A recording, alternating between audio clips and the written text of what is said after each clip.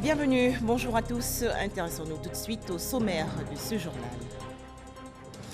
En Côte d'Ivoire, Gogbala, village situé dans la région nord, désormais connecté au réseau électrique. Événement en présence du ministre de la fonction publique, Issa Coulibaly. Cette mise sous tension du village de Gogbala s'inscrit dans le cadre du programme social du gouvernement, notamment électrifier toutes les localités de plus de 500 habitants avant fin 2020. Toujours en Côte d'Ivoire, 21 ambassadeurs fait récemment officier de l'Ordre national. C'est une reconnaissance de la nation ivoirienne pour leur abnégation et leur travail bien fait. C'était lors d'une cérémonie présidée par le ministre des Affaires étrangères, Marcela Montano. Enfin, bientôt, l'envoi de 220 soldats français supplémentaires au Sahel, annonce faite hier par le président Emmanuel Macron lors du sommet de Pau. Les rencontres d'Abidjan sur les villes durables, un événement qui va se tenir les 27 et 28 février prochains dans la capitale économique ivoirienne. Il s'agira pour les participants d'échanger et de partager les solutions pour construire des villes durables et intelligentes en Afrique. Les explications de Sephora Zegui. Jeter les bases d'une solide et bonne organisation du sommet Afrique-France, échanger et partager des solutions autour de la ville durable africaine. C'est l'objectif des rencontres d'Abidjan, des échanges qui vont permettre aux dirigeants africains et français de faire des propositions concrètes au prochain sommet Afrique-France qui aura lieu à Bordeaux du 4 au 6 juin. Une activité saluée par la France. Cette initiative, sans aucun doute, contribuera à faire du sommet Afrique-France un succès. Nous avons à co-construire les villes et les territoires de demain. C'est un enjeu majeur face aux défis locaux et globaux auxquels sont confrontés les pays africains et la France. Nous pouvons le faire à travers un partenariat renouvelé et équilibré. Pour le ministre de la Ville, Albert François Amicha, ces assises devraient déboucher sur des projets concrets qui seront portés par les chefs d'État au sommet Afrique-France. Il sollicite l'adhésion massive des entrepreneurs et start-upers ivoiriens. Les rencontres d'Abidjan entendent proposer des réponses innovantes en faveur du développement de territoires durables. Je voudrais solennellement inviter les entreprises du secteur privé à prendre une place importante dans l'organisation de ce rendez-vous continental et surtout d'y présenter des solutions qu'elles développent au sein de leurs différentes structures en matière de technologie, de services, d'ingénierie, de logistique, fléchées vers les exigences du développement durable. Des dialogues de haut niveau, sessions d'échange sur des solutions, stratégies et expériences inspirantes développées par les acteurs africains et français et des rencontres B2B seront au centre des rencontres d'Abidjan qui se dérouleront du 27 au 28 février prochain. Direction à présent Gogbala, village situé dans la région nord du pays. Le ministre de la fonction publique, Issa Coulibaly, a procédé il y a quelques jours à la remise officielle de 3 salles de classe à l'école primaire publique. Et pour le grand bonheur des populations de Gogbala, le ministre Issa Coulibaly a également procédé à la mise sous tension du village tout entier. Pour en parler, Ami Sissoko. Un bâtiment de 3 salles de classe et un bureau pour maître entièrement équipé. D'un coût de 40 millions de francs CFA, il porte à 6 les classes de l'école primaire du village. C'est le don à Gogbala de Souleymane Coulibaly Dichouber, opérateur économique qui a bénéficié de la contribution du Premier ministre Amadou Gon Coulibaly. L'inauguration du nouveau bâtiment est faite par le ministre de la fonction publique Issa Coulibaly. Représentant le Premier ministre Amadou Gon Coulibaly, il salue l'action. Pendant que d'autres cherchent à déstabiliser notre pays pour se servir et non servir la Côte d'Ivoire, voilà un jeune frère, un vrai patriote qui sait partager, qui sait que être heureux tout seul est un bonheur futile. Bravo!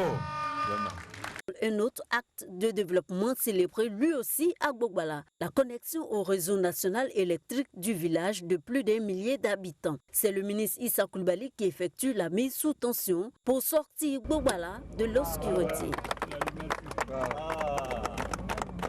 Ce jeudi est une journée mémorable pour les habitants. Courant est venu, en tout cas, moi je suis trop content même.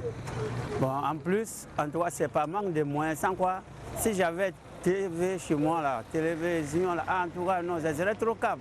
Avant, on était obligé de faire les fiches juste avant 19h. Aujourd'hui, je peux même attendre, je peux me promener, venir faire mes fiches à 24h si je veux. Donc c'est ça l'avantage de la lumière. Si chacun se lève et pose un petit acte de solidarité, un petit acte social, ça va améliorer le quotidien des populations. L'État ne peut pas tout faire, c'est une réalité. La double cérémonie de l'inauguration de 3 salles de classe de l'école primaire et la mise sous tension de Gbagbalà pour le ministre Issa Coulibaly, ces actions entrent dans la droite ligne du programme social du gouvernement. D'un coût initial de plus de 727 milliards de francs CFA pour la période 2019-2020, le programme social du gouvernement passe à plus de 1003 milliards de francs CFA. Autre actualité nationale, cette initiative vise à inviter les bonnes volontés, à savoir les institutions, entreprises publiques et privées, représentations diplomatiques et autres membres de la société civile à faire des dons en nature ou en espèces pour alimenter la caisse du Fonds national de solidarité. Il s'agit de la chaîne nationale de solidarité. Elle a été lancée hier dans la commune du Plateau par le ministère de la Solidarité, de la Cohésion sociale et de la lutte contre la pauvreté. Le point dans ce reportage de Sephora Zegui. Le ministre de la Solidarité, de la Cohésion sociale et de la lutte contre la pauvreté, Mariatou Koné, lance officiellement la chaîne nationale de solidarité. Une plateforme qui a pour objectif collecter des fonds pour soutenir les œuvres sociales et l'accès à la santé pour tous et entre autres. C'est ce qui nous permet d'essuyer les larmes des populations en détresse, d'apporter le sourire à ceux qui en ont besoin, d'aider toutes les personnes qui sont dans la détresse, qui sont victimes de catastrophes, qui sont victimes de traite de personnes, les personnes à faible revenu, les communautés qui ont besoin de certaines infrastructures, qui puissent aider à résoudre des problèmes d'eau potable par exemple. Promesse de dons donc faite par les structures des secteurs publics et privés, les institutions, les partenaires techniques et financiers. Cette chaîne sera une plateforme nationale d'échange et de partage de tous les acteurs du social et de l'humanitaire. La chaîne nationale de solidarité est issue du Fonds national de solidarité créé en 1999 qui avait pour mission le financement de ces différentes interventions. Toujours en Côte d'Ivoire, cette visite hier du ministre de la Santé et de l'Hygiène publique au centre hospitalier universitaire de Angré, dans la commune de Cocody. Il s'agissait pour le docteur Jenaka Awele de mesurer la qualité des soins et l'accueil rendu aux malades après l'ouverture totale en novembre dernier des services de ce CHU. Les précisions de Jean-Marc Djadji. Le ministre Eugène Aka Awele visite les installations et les services du centre hospitalier universitaire CHU d'Angré, les services de consultation externe, les urgences, en passant par les services techniques, tout est passé au peigne fin. Le ministre a tenu à s'assurer du bon fonctionnement des services du CHU, tous opérationnels depuis le 4 novembre 2019 et après avoir été équipés. Nous avons voulu venir saluer et rendre hommage à un personnel qui fait du bon travail.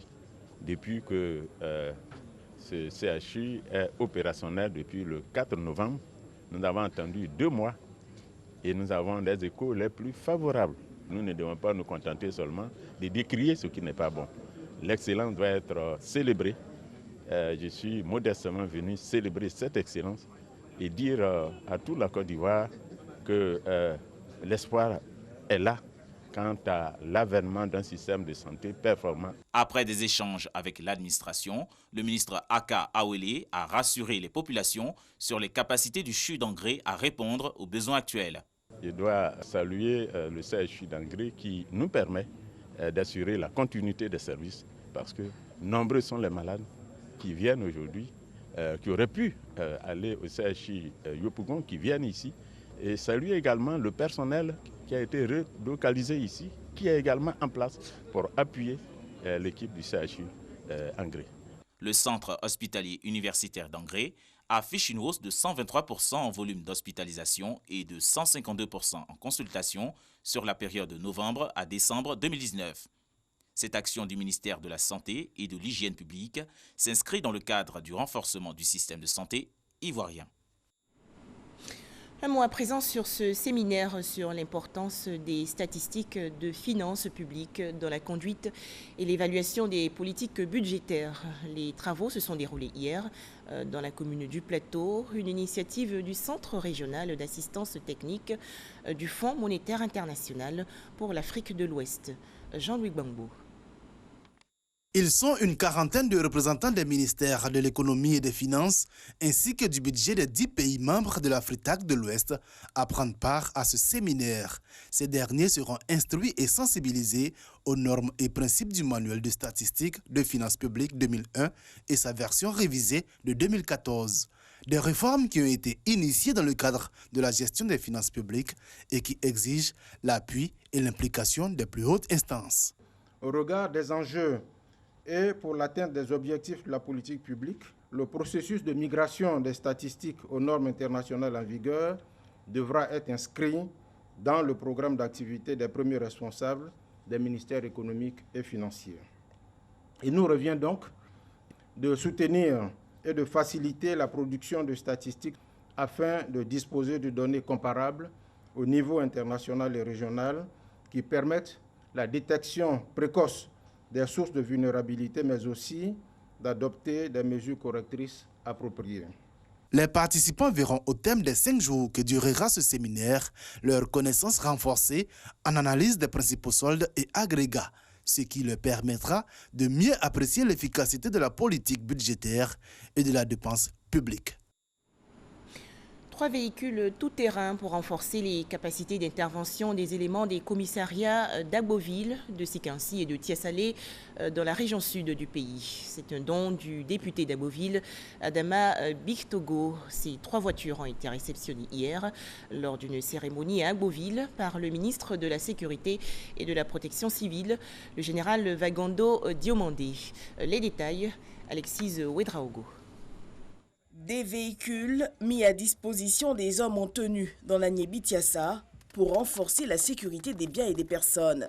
Le don est d'un fils de la région, Adama Bictogo, qui exprime ainsi la solidarité envers les siens. Nous avons tous les mêmes préoccupations, celle de la paix, celle de la sécurité. Parce que la paix et la sécurité n'ont pas de parti pris. Que vous soyez rouge, bleu, vert, et que sais-je encore, que vous appartenez à tel ou tel groupe, nous partageons tous les mêmes idéaux de paix et de sécurité. C'est ce que le ministre Adama Bictogo a compris. Autour de lui, tous les cadres et fils de cette région. Les populations qui saluent le geste n'ont pas manqué d'égrener des doléances, à savoir la construction et l'équipement d'un hôpital général, la construction de 4 centres de santé dotés d'un plateau technique et l'autonomisation des commissariats de Tiassalé, Sikansi et Agboville. Pour le ministre de la Sécurité et de la Protection civile, ce don, au-delà du renforcement de la sécurité, est un symbole d'engagement d'un fils envers sa région. Cette région de la Niébi qui nous a vu naître et qui coule dans nos veines, nous interpelle. J'avais pris 2 engagements. Le premier engagement, c'était de mettre à leur disposition un matériel roulant. Le deuxième, c'était sur l'interpellation de l'imam central, l'amélioration du plateau technique et de quelques ambulances. Les dispositions sont prises pour que d'ici début février, nous puissions faire à l'hôpital, ici encore, à la préfecture, la remise des dons des ambulances des 3 départements. La rencontre a vu la participation des forces vives de la région. Direction le nord-ouest du pays où les éléments du commissariat de Minignan dans la région du Folon ont saisi et incinéré sur place plus de 2 tonnes de cannabis. Cette cargaison de drogue était en partance pour la Guinée-Conakry. Le point avec Soro Corona de RTI Bouaké. 77 balles contenant 17 plaquettes de cannabis d'un poids total de 2 tonnes 148 kg dissimulés dans un camion en partance pour la Guinée. Saisi des éléments du commissariat de police de Mélignan, région du Foulon. La valeur de cette prise est estimée à plus de 100 millions de francs CFA. La cargaison de drogue saisie a été incinérée en présence des autorités judiciaires, administratives et sécuritaires de la ville. C'est le moment aussi d'appeler l'attention de la population, de faire très attention des colis qu'on leur remet ou des bagages qu'on leur remet. Il faut qu'ils vérifient d'abord ce qu'il y a à l'intérieur parce que c'est une infraction matérielle. La seule détention est illégale. Pour lutter efficacement contre la vente, la détention et la consommation de la drogue, il est désormais demandé aux forces de défense et de sécurité de passer au peigne fin tous les véhicules qui traversent la région du Foulon. Les autorités ont saisi cette occasion pour inviter les populations à dénoncer toute personne qui pratique cette activité. Une activité qui tue l'économie ivoirienne. Ce qui vient d'être saisi, la parcours des chemins. Et Dieu merci, grâce à la bénédiction de nos parents, ont été saisis ici à Mélignan. Et vous voyez, elle est dangereuse. C'est ça aujourd'hui qui est en train de détruire la jeunesse de la Côte d'Ivoire. La drogue doit être bannie. Les contrevenants répondront de leurs actes devant les juridictions compétentes. Une rencontre pour favoriser davantage la libre circulation des personnes et des biens au sein de la communauté économique des États de l'Afrique de l'Ouest. C'est une initiative de la Confédération des syndicats des conducteurs routiers de l'Afrique de l'Ouest. Cette réunion s'est déroulée le 9 janvier dernier dans la commune de Cocody, Gofra au Kambawa. Acteurs du transport terrestre réunis au sein de la Confédération des conducteurs routiers de l'Afrique de l'Ouest et forces de l'ordre, tous autour d'une table pour plancher sur les difficultés liées au transport terrestre dans la sous-région, plus particulièrement à la libre circulation des personnes et des biens. Cette rencontre d'Abidjan vise à proposer des solutions afin de faciliter le trafic routier aux frontières des États membres de la CEDEAO. La Côte d'Ivoire est numéro 1 aujourd'hui pour la libre circulation des personnes et des biens. Nous avons le corridor, tu prends le corridor Abidjan-Noé, qui est 170 km. Il n'y a plus de tracasserie. Le nombre de pays qui fréquentent la Côte d'Ivoire aujourd'hui au transport, ça fait 11 pays de la sous-région. 11 qui viennent en Côte d'Ivoire. Avant, on n'avait pas 11 pays, même 10 pays. Je voulais assurer tous les transporteurs et même tous les opérateurs qui n'ont pas encore payé camion pour que nous on gagne emploi. Il n'a qu'à payer véhicule, il n'a qu'à venir. La Côte d'Ivoire, vraiment, il y a la sécurité. Cette rencontre périodique s'inscrit dans le cadre d'un projet dénommé Mécanisme régional, mis en place en 2012 par le ministère de l'intégration africaine et des Ivoiriens de l'extérieur. Il faut noter que le mécanisme est partie de notre pays et avec l'expérience que nous avons eue, il ne pouvait pas en être autrement. Aujourd'hui, nous sommes en train de l'implémenter dans d'autres États. On peut dire qu'il y a eu des avancées. Il y a des avancées notables, mais tout n'est pas parfait. Au cours de cette rencontre, plusieurs recommandations ont été faites, notamment le renforcement du système de contrôle des passagers afin de maîtriser le flux migratoire et lutter contre la traite des enfants et le trafic de drogue. Ponvogo, village situé dans la région nord du pays. Les populations ont exprimé leur reconnaissance et manifesté leur gratitude au président de la République, Alassane Ouattara. Elles ont donc célébré ces actions de développement entreprises dans leur département.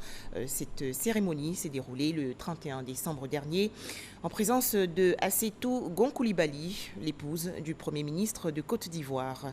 Les détails, Ahmed Traoré et Éric Goré. Une fête de la Saint-Sylvestre dans le pays profond. L'événement se passe à Ponvogo, dans le département de Korogo. L'épouse du Premier ministre y est, accompagnée de plusieurs personnalités de la région pour festoyer avec ces populations vivant en zone rurale et qui n'ont pas toujours cette occasion. Assetou Gonkoulibaly avait un seul objectif, leur arracher le sourire. Il y avait à cette occasion de la joie et également de l'ambiance. Ponvogo est l'un des rares villages ici, préparés en Côte d'Ivoire, où il y a plus de poteaux que de maisons. Grâce au Premier ministre, ce campement a été transformé en un vrai village. Je voudrais d'abord dire toute ma joie d'être ici à Pont-Vogo avec vous. Merci à toute la population de Pont-Vogo pour cet accueil. Merci Ibrahim, il ne parle que de vous et du développement de Pont-Vogo. Profitant du moment, Assetou Gon Coulibaly a remercié le président de la République et son gouvernement pour toutes les actions en faveur des populations de Côte d'Ivoire. Les femmes de Pont-Vogo ont manifesté leur reconnaissance à celle qui désormais est leur interlocutrice auprès du Premier ministre. Le lendemain, un tournoi de Maracana a permis d'apporter un cachet particulier à l'événement. Un tout autre sujet à présent, ce concours initié par l'organisation non gouvernementale Mon École, Mon Avenir vise à détecter des jeunes talents au niveau de l'art et de la culture. Cette compétition s'est déroulée à Daloa, dans le centre-ouest du pays. Les précisions dans ce reportage de Eugène Atoubé. Centre culturel de Boundiali, 4e et dernière session de l'exercice 2019 du Conseil régional de la Bagoué. Le Conseil note avec satisfaction que 55 projets ont été réalisés dans le domaine des infrastructures socio-économiques de base, de l'agriculture, de l'élevage et du commerce. Soit plus d'1,6 milliard de francs CFA investis en 2019 dans les départements de Boundiali, Kouto et Tengrela. Au début de notre mandature, nous étions environ à 45% en termes de taux de scolarisation. Aujourd'hui, nous sommes à plus de 80% de taux de scolarisation dans la Bagoué. La nouvelle année sera marquée par la recherche de ressources additionnelles en vue de continuer à améliorer les conditions de vie des populations. La création d'une nouvelle commission de déclaration de naissance était aussi au cœur de cette session. Nous avions constaté qu'en termes de déclaration de naissance ou même d'identification de nos populations, nous avions pris quelques villages en termes d'échantillonnage.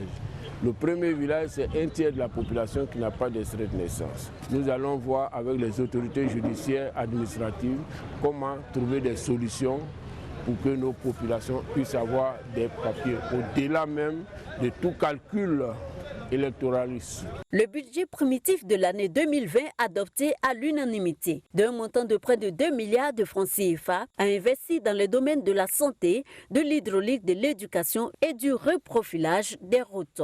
Le Conseil a fait don de mobilier de bureau de plus de 20 millions de francs CFA au cantonnement des eaux et forêts et aux forces de l'ordre et de sécurité de la région de la Bagoué.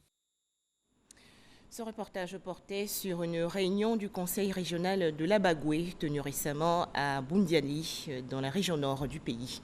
Revenons à Daloa, dans le centre-ouest du pays. Un concours initié par l'organisation non gouvernementale Mon École, Mon Avenir, visait à détecter des jeunes talents au niveau de l'art et de la culture. Les précisions de Eugène Atoubé. Pourquoi toi, ma soeur de l'Est, tu tues ta soeur de l'Ouest? Pourquoi? Étant de pourquoi? Ils étaient au total 100 candidats, élèves des écoles, lycées et collèges de Daloa, inscrits à la présélection du concours de détection des futurs talents artistiques, un concours dénommé les étoiles de l'excellence, Girls and Boys. Au final, 4 parmi eux ont été retenus au terme de 2 jours de prestations. Ils vont participer à la demi-finale qui aura lieu à Yamoussoukro dans les mois à venir.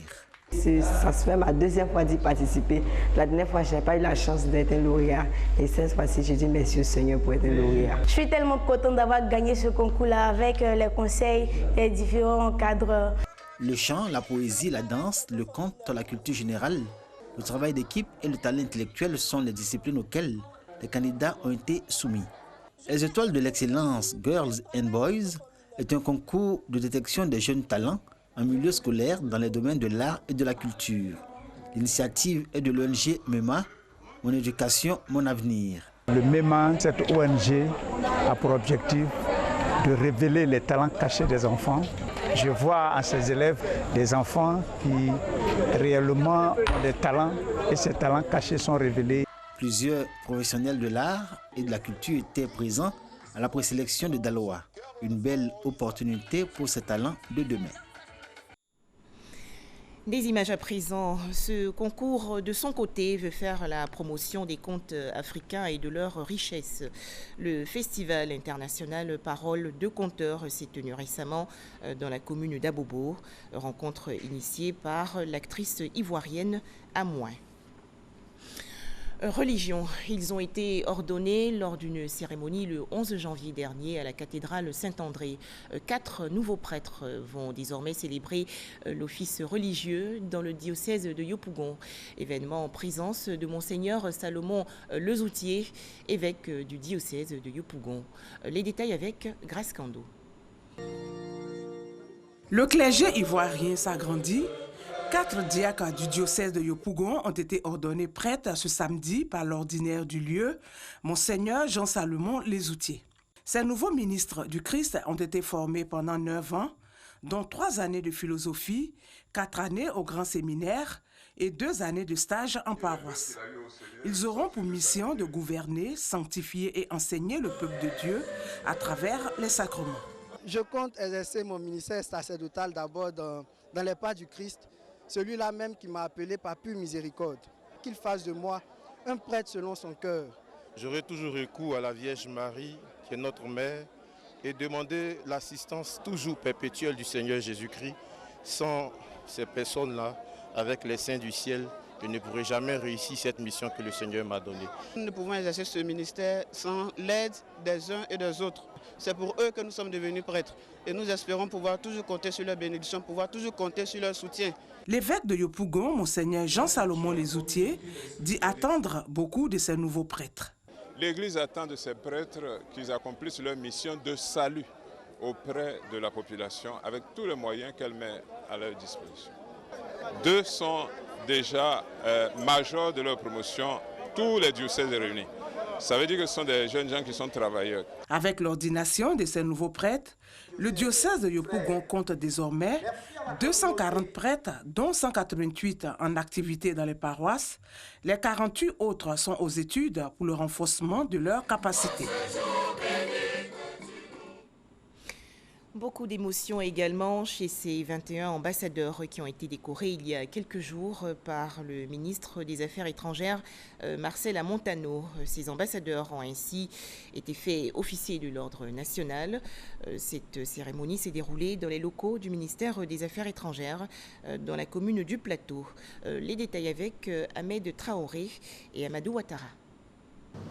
Au nom du président de la République, en vertu des pouvoirs qui nous sont conférés, nous vous faisons officier de l'ordre national de Côte d'Ivoire. 21 diplomates décorés. Ils ont été faits officiers de l'ordre national ivoirien. Au cours de la cérémonie de distinction qui s'inscrit dans le cadre de la politique de valorisation et de reconnaissance du mérite professionnel, le ministre Marcel Montano a loué le mérite des récipiendaires. Il a rappelé au cours de cette cérémonie le rôle du diplomate.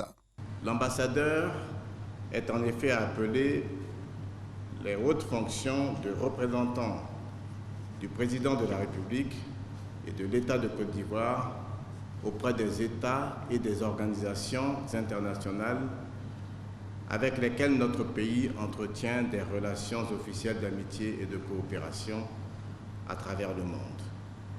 Il doit, pour ce faire, être revêtu de l'insigne de notre ordre national comme attribut de sa fonction.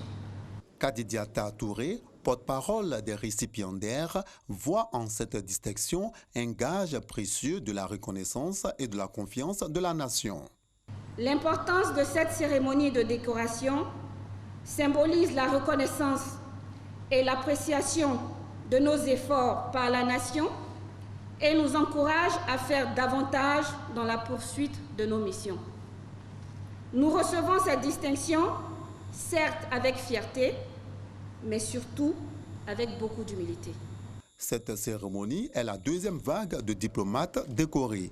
Notons que la première cérémonie s'est tenue le 18 février 2019. L'actualité hors de chez nous, le président français Emmanuel Macron annonce l'envoi dans les prochains jours de 220 soldats français supplémentaires au Sahel.